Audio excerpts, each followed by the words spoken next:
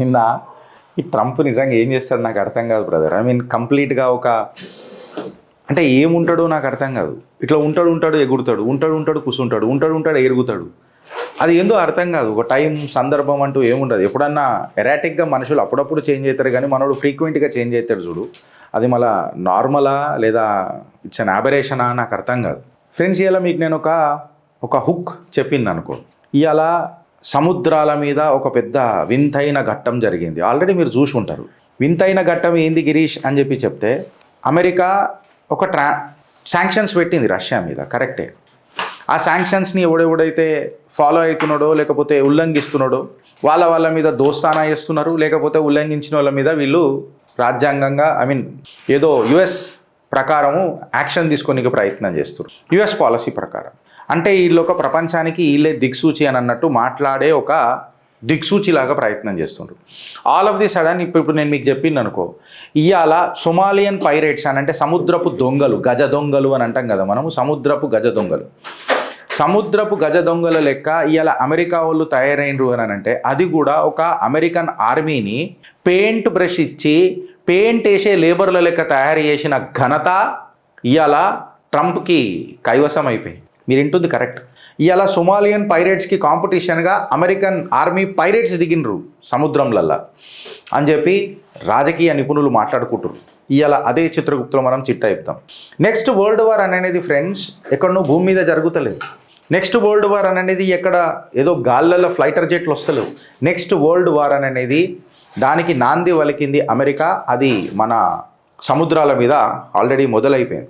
అది కూడా ఎట్లా మొదలైంది అని అంటే, ఒక మంచి బాంబో లేకపోతే ఒక పెద్దదో ఇదో, ఒక్క నిమిషం ఫ్రెండ్స్, అది తీసుకోనో కాదు. ఎట్లా మొదలైంది అని అంటే, అమెరికన్ సోల్జర్ల చేతుల పెయింటు, పేపర్ వర్క్, ఇంకొక నిచ్చెన పట్టుకొని షురువైంది. ఒక ట్యాంకర్ని కబ్జా చేయడానికి ప్రయత్నం చేసిరు, ఆయిల్ ట్యాంకర్ని, సముద్రంలో షిప్లని. అయితే ఇవాళ నేను మీకు ఆ ట్యాంకర్ని పరిచయం చేస్తున్నా. ఒరిజినలీ దాని పేరు MV Bella 1. ఆ ట్యాంకర్ పేరు MV Bella 1. ఇది ఒక రష్యన్ డార్క్ ఫ్లీట్కి చెందిన ఒక ఆయిల్ ట్యాంకర్. వెనజులా నుంచి ఆయిల్ షిప్ చేస్తుందో ఎడిపోతుందో పక్కకు పెడదాం భారత్. అయితే UN రెజల్యూషన్ లేదు, ఇంటర్నేషనల్ ఒక మ్యాండేటు లేదు. కేవలం ఒక అమెరికన్ సస్పిషన్ మీద US ఫోర్సెస్ ఆ ట్యాంకర్ని దాడి చేసి అంటే పోయిన తర్వాత దాన్ని కబ్జా చేస్తాయి. కబ్జా చేసిన తర్వాత దాని హల్ ఉంటుంది కదా, దాని హల్ని పెయింట్ చేస్తాయి. ఏమని పేరు పెడతాయి అని అంటే, మన MV Bella 1 అనే పేరు తీసేసి మ్యారినారా అని చెప్పి పేరు రాస్తాయి. రష్యన్ ఫ్లాగ్ ఉన్న దాని మీద వీళ్ళు ఈ నాటకాలు ఆడుతున్నారని అంటే నేనేమనాలి ఫ్రెండ్స్ అని చెప్తున్నా. అంటే ఇలా అమెరికాకు శాంక్షన్స్ సర్వైవల్ అయినాయి అని అంటున్నా. ఇలా తిట్టాలంటే కూడా ఏమని తిట్టాలా ఈ పైరేట్లని, దొంగలని, సముద్రపు గజ దొంగలని అని అంటున్నా.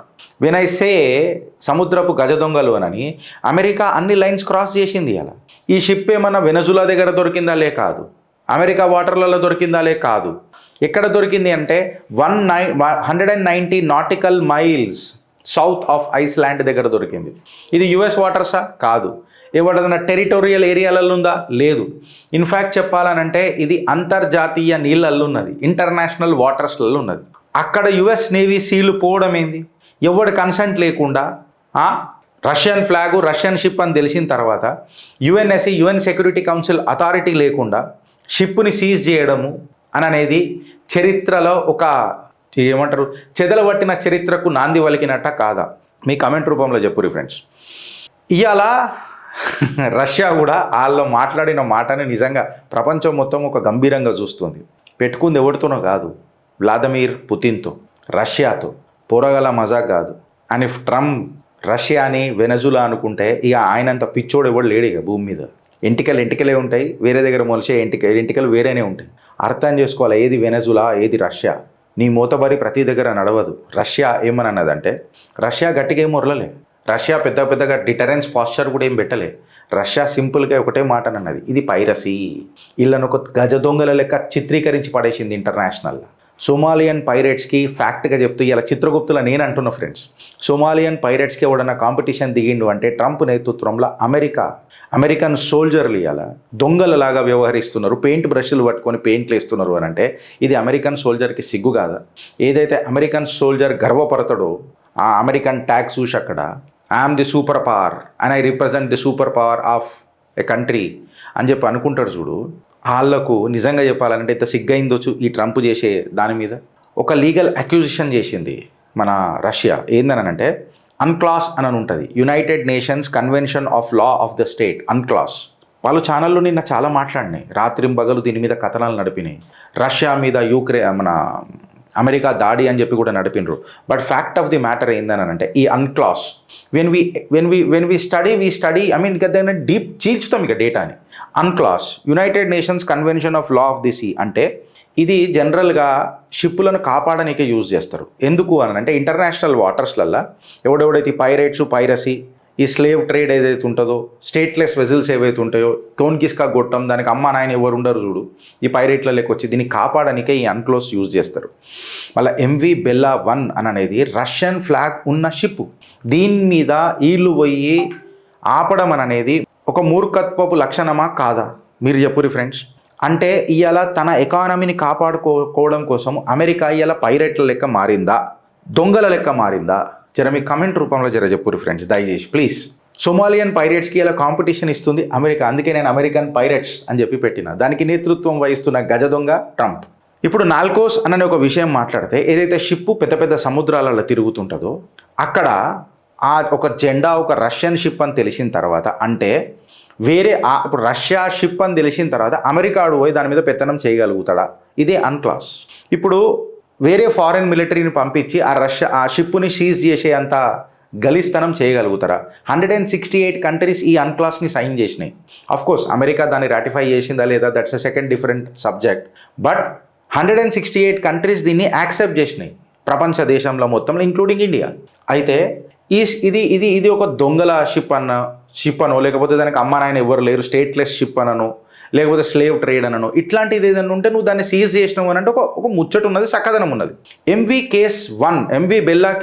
బెల్లా 1 అనేది కంప్లీట్గా అమెరికన్ యొక్క పెత్తనాన్ని, పోకడని ఎక్స్పోజ్ చేసి పడేసింది ఏడికాడికి. చెప్పినా కదా, Russian flag, UN security council mandate లేకుండా, ఇంటర్నేషనల్ వాటర్లల్లో లీగల్ ఫుటింగ్ని ఫాలో కాకుండా జస్ట్ శాంక్షన్స్ల పేర్ల మీద రావడం అనేది కరెక్టా రాంగా?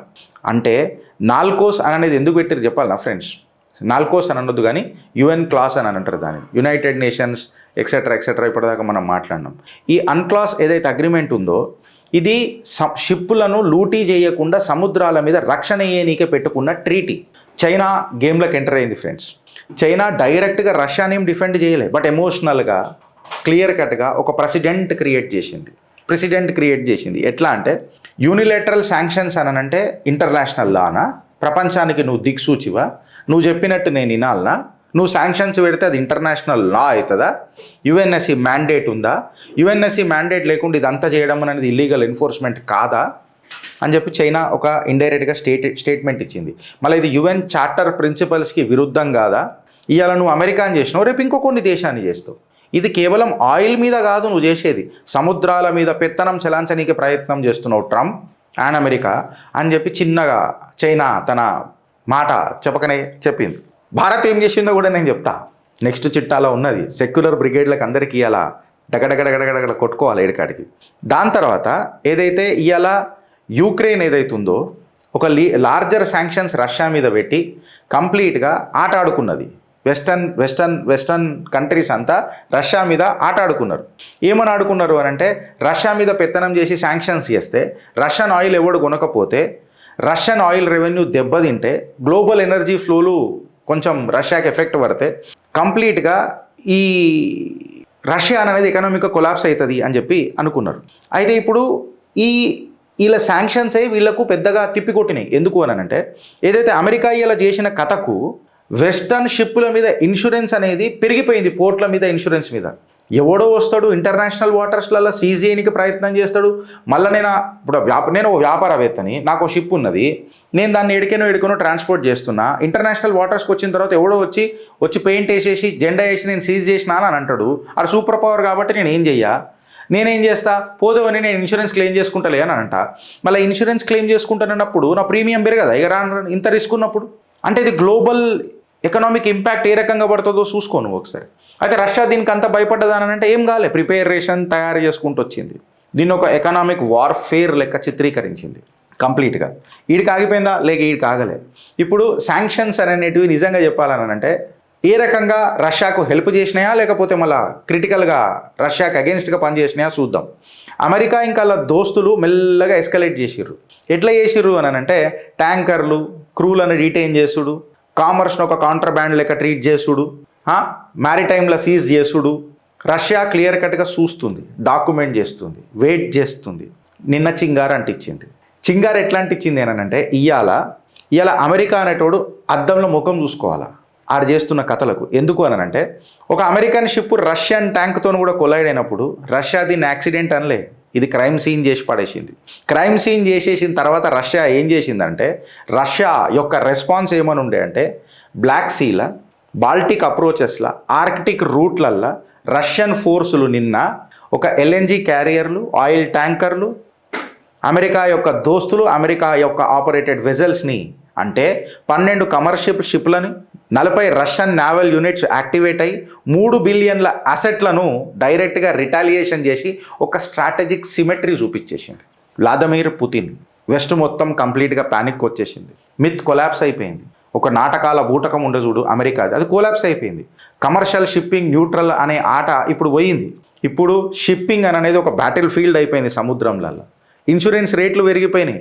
రష్యన్ వాటర్స్లల్లో ఎక్స్ప్లోడెడ్ అయిపోతున్నాయి ఏడికాడికి. సప్లై చైన్లు ఫ్రాక్చర్ అవుతున్నాయి.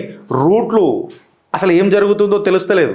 గ్లోబల్ ఎకానమీ కంప్లీట్గా గుడ్డి గుర్రాల పండ్లు దొంగతున్నదా అని చెప్పి నిపుణులు మాట్లాడుతున్నారు. ఇలా యుఎస్ ఏం మాట్లాడుతుందంటే ఒక జ్యుడిషియల్ వారెంట్ ఇచ్చిందట. ఈడేదో ప్రపంచానికి పెద్ద లీడర్ అయినట్టు. ప్రతి దేశం వరల్డ్ అనేది ఒకటి కంప్లీట్ ఒక పెద్ద దేశము. ఆ వరల్డ్ దేశంలో కంప్లీట్గా capital city United States of America and the world president or the prime minister is mister Trump అని చెప్పి ఒక ఇల్యూజన్లో బతుకుతున్నాడు చూడు ట్రంప్. ఇది ప్రపంచానికి డేంజరా కాదా ఫ్రెండ్స్? మీరు ఒకసారి నాకు చెప్పు. మళ్ళీ జ్యుడిషియల్ వారెంట్ ఇచ్చి ఏదో ఇష్యూడ్ బై ఫెడరల్ కోర్ట్ అని చెప్పి ఎవరికి నువ్వు ఫెడరల్ కోర్ట్ అని చెప్తున్నావు, ఏం జ్యుడిషియల్ వారెంట్ ఇస్తున్నావు, అది కూడా ఇంటర్నేషనల్ వాటర్లల్లో. ట్రంప్ని ఇలా అడుగుతుంటే అడిగి ఆన్సర్ లేదు. ఒక దేశపు షిప్ను నువ్వు సీజ్ చేయడం అనేది లానా? ఇది నీదేమన్నా extra territorial or extra territorial ఎంపైరా? వెనజులా గురించి మనం మాట్లాడితే ఇవాళ 30 నుంచి 50 బిలియన్ బ్యారెల్ల వెనజులా క్రూడ్ ఆయిల్ నేను తీసుకుంటా, కంట్రోల్ కూడా చేస్తా అని చెప్పి మాట్లాడినాడు. అంటే నువ్వు ఆయిల్ గురించే కాదు, ఇలా మార్కెట్ గురించి కూడా మాట్లాడుతున్నావు, యుఎస్ కంట్రోల్ అకౌంట్స్ గురించి కూడా మాట్లాడుతున్నావు. అంటే అమెరికా కేవలం ఆయిల్ కోసం దుంకలే, దాని కంట్రోల్ కోసం దుంకిందా లేదా ఫ్రెండ్స్? అంటే వెనకటికి బ్రిటిష్ కాలనీలు ఫామ్ చేసింది, వీళ్ళు ఇవాళ ఆయిల్ కాలనీలు ఫామ్ చేస్తున్నారు. ఈ బ్రిటిషర్లకు యుఎస్ఏకి ఏం పెద్ద తేడా లేదు. అండ్ మోర్ ఓవర్ ఒకటి గుర్తుపెట్టుకోవాలి ఏందని అంటే నేను వెనకటికి మొన్ననే ఒక డాక్టరైన్ చెప్పిన, ఏది అమెరికాది మాన్రోయ్ డాక్టరైన్ ఇవాళ అమెరికా ఇంప్లిమెంట్ చేస్తుంది అని అన్న. ఫార్మర్ రాయల్ నేవీ కమాండర్ ఎవరైతే టామ్ షార్ప్ ఉన్నాడో దాన్ని సింపుల్గా ఎక్స్ప్లెయిన్ చేసిండు. ఏందనంటే ఎవడెవడైతే ఆయిల్ని కంట్రోల్ చేసుకుంటూ వస్తాడో వాడదే, ఎవడికేం చెప్పొద్దు, మనం కంట్రోల్ చేయాలి. అండ్ మోర్ ఓవర్ ఈ రష్యన్ షిప్ని సీజ్ చేయడంలో యునైటెడ్ కింగ్డమ్ హాత్ కూడా ఉన్నది అమెరికాతోని, ఇద్దరు మద్దతు చేసి మరీ చేసిండ్రు అని అంటున్నారు. సో ఈ Monroe doctrine at the sea implement చేసినప్పుడు ఇవాళ వెనజులా పెద్ద పెద్ద గ్లోబ్ మాస్టర్స్ ఏవైతున్నాయో ఆల్రెడీ ఇరాన్కి బయలుదేరినాయి. రష్యా కూడా ఒక పేలోడ్ కెపాసిటీతో ఫ్లైట్ ఎగరేసింది, అది ఇరాన్లో ల్యాండ్ అయింది. రష్యా చాలా అప్రమత్తంగా ఉన్నది.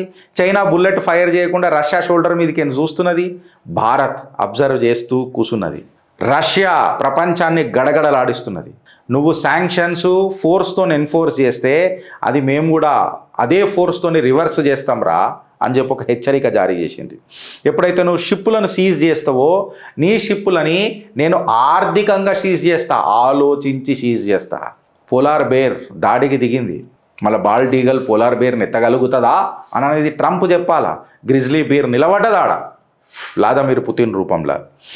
సో ఇలా రూల్ బుక్ నువ్వే కాదు, ఈ రూల్ బుక్లో ఎవడు ఆట జబర్దస్త్ ఆడతాడు అని అనేది పెద్ద చరిత్ర గొప్ప.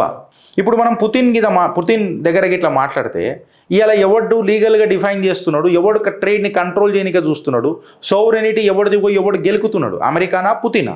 దశాబ్దాల వారీగా ఫస్ట్ టైం ఒక దేశము దొంగల లెక్క, గజ దొంగల లెక్క మనకు కనబడుతున్నదా లేదా? వెనకటికి ఒక కోల్డ్ వార్ చూసినాం, ఇవాళ ఇంకొక కోల్డ్ వార్ చూస్తున్నాం. And it is completely transactional, that who controls the oil. స్పీచులు లేవు, మొరాల్స్ లేవు, ఆస్తులు సీజ్ అయిపోతున్నాయి, ట్యాంకర్లు సీజ్ అయిపోతున్నాయి, రూట్స్ గాయబైపోతున్నాయి. అయితే ఇక్కడ మనం అర్థం చేసుకోవాల్సింది ఏంటనంటే ఫ్రెండ్స్, మీరు సింపుల్గా మీ ఫ్యూయల్ నీ ఫుడ్, నీ ఇన్ఫ్లేషన్ మార్కెట్లు డిసైడ్ చేస్తాయా, డిమాండ్ డిసైడ్ చేస్తుందా, లేకపోతే US armed American pirates decide చేస్తారా, గజ దొంగలు డిసైడ్ చేస్తారా? ఇదిగా పేపర్ వర్క్ కాదు, ఇది బ్రాడ్ లైట్లకు వచ్చి సబ్జెక్ట్ డిస్కస్ చేయాల్సిన అవసరం వచ్చింది ఫ్రెండ్స్ ఇవాళ. మళ్ళీ రూల్ బేస్డ్ ఆర్డర్ని ఈ rules are made to be broken అని చెప్తారు. మళ్ళీ రూల్స్ని విరగొడదామా లేదా? ఇవాళ రష్యన్ సబ్మెరీన్స్ కూడా వాటర్లలో దిగినాయి. సింపుల్గా చెప్పాలనంటే అమెరికా 7th స్టేజ్ చెప్పినాం కదా, మొన్న మనం పెట్టినాం ఆ వీడియో పెట్టిరా మీరు, 7 స్టేజెస్లో అమెరికా కొలాప్స్ అవుతుందని. అది పెట్టాలి కదా, మళ్ళీ అది చాలా ఇంపార్టెంట్. అమెరికా దగ్గర పడ్డది. నాకు తెలిసి 900 రోజులలో యుఎస్ఎస్ఆర్ కొలాప్స్ అయింది. నాకు తెలిసి 9 రోజులలో కొలాప్స్ అయ్యేటట్టున్నది ఇప్పుడు అమెరికా ఉన్న పంచాయతీలలో. అందరి దేశాలు గ్రీన్లాండ్లా యూరోప్ వాళ్ళు ఏమన్నారు తెలుసా, ఫస్ట్ షూట్ చేసి పడేస్తా ట్రంప్ నిన్ను గ్రీన్లాండ్ దగ్గరకు వచ్చినావంటే అని చెప్పి హెచ్చరికలు జారీ చేశారు. ఇది మళ్ళీ పవర్ కోసం చేస్తున్నాడా లేకపోతే పనికిరాని పిచ్చితనం కోసం చేస్తున్నాడా ట్రంప్ అని అనేది మీరు కమెంట్ రూపంలో చెప్పాలి ఫ్రెండ్స్. వరల్డ్ లీడర్స్ ఎట్లా మాట్లాడుకుంటారో మీకు చూపిస్తా. మదురోని రిలీజ్ చేయి అని చెప్పి సౌత్ ఆఫ్రికా ఇమ్మీడియట్గా డిమాండ్ చేసింది. ఇంకా దరిద్రం దండయాత్ర ఏం తెలుసా ఫ్రెండ్స్, మదురై భార్య ఎవరైతే ఉండేనో వెనజులా ప్రెసిడెంట్ గారి సతీమణి, ఆమెకి ఇక్కడ మొత్తం ఎర్రగా అయిపోయి కన్నం తుబ్బిపోయింది. ఆ దాడిలో మళ్ళీ ఆమెకి ఏం మహిళ అని అనేది కూడా చూడకుండా నువ్వు బెడ్రూమ్లోకి ఆమెను అరెస్ట్ చేసి తీసుకొచ్చినావు Trump. This is what we called as saving the democracy and you are the saviour of democracy. డిఎన్ఏలో వచ్చిన కథనం ప్రకారం కొలంబియన్ ప్రెసిడెంట్ క్లియర్ కట్గా చెప్పిండు, ఏ ట్రంప్ నీకు జిగర్ల దమ్ముంటే, నాకు ఒక రైమింగ్లో వచ్చింది పొద్దున కానీ నేను కంట్రోల్ చేసుకుంటున్నా, దమ్ముంటే నన్ను అరెస్ట్ చేయి దారా చూపిస్తాను నేను కూడా నీకు అని చెప్పి వాళ్ళు వార్నింగ్ ఇచ్చారు. ఇంకొకటి ఇవాళ నిన్న రాత్రి లండన్ యూకే వాటర్స్లల్లా యూకే ఎయిర్ బేస్లల్లా పెద్ద పెద్ద షిప్పులు పెద్ద పెద్ద గ్లోబ్ మాస్టర్లు అమెరికన్ గ్లోబ్ మాస్టర్లు ల్యాండ్ అయినాయి. ఇరాన్ మీద ఏదో ఆపరేషన్ మొదలెట్టే ప్రయత్నం చేస్తున్నాడు ట్రంప్. అప్రమత్తమైన రష్యా వెనజులాగా లైట్ తీసుకోకుండా సీదా ఒక పేలోడ్ కెపాసిటీ ఉన్న ఒక ఫ్లైట్ని కూడా రష్యా ఇరాన్లో దించింది. మిలిటరీ కార్గోని కంప్లీట్గా దించింది. భారత్ గిరీష్ ఏడ ఫిట్ అయింది ఈడ అనంటే టారిఫ్ల కాడికి వద్దాం కదా, అప్పుడు మాట్లాడదాం భారత్ ఏం చేస్తున్నది అన్నది క్లియర్ కట్గా మాట్లాడదాం. దీని మీద మీ అభిప్రాయం ఏందో మీ కామెంట్ రూపంలో చెప్పుర్రి ఫ్రెండ్స్. భారత్ మాతాకి జై.